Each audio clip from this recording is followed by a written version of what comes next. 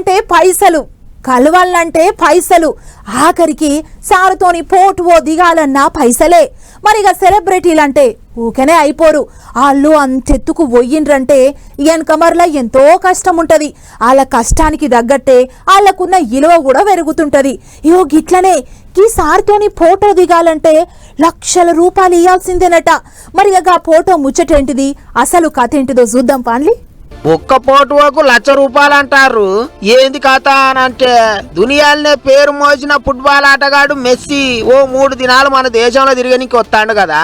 అట్లనే 13వ తారీఖున తొలత హైదరాబాద్కే వస్తాడు. అట్లా ఇక ఆయనను కలిసి ఫోటోలు దిగేటందుకు ఓ 100 మందికి ఛాన్స్ ఉన్నదట. అట్లని ఎవరు పడితే వాళ్ళు పోతే అసలు నడవదు. మెస్సీతోని ఒక్క ఫోటో దిగాలంటే 10 లక్షలు కట్టాలన్నట. గది ఏదో యాప్లో టికెట్ బుకింగ్ చేసుకోవాలన్నట. ఇక ఇప్పుడు గీ ముచ్చటనే సోషల్ మీడియాలో గిర్ర తిరుగుతాంది. ఓ కొడుకో ఒక్క ఫోటో దిగనికే 10 లక్షలా అని నోరు తెరుతాండ్రు జనాలు. తీరొక్క తీర్ల కామెంట్లు రాస్తుండ్రు.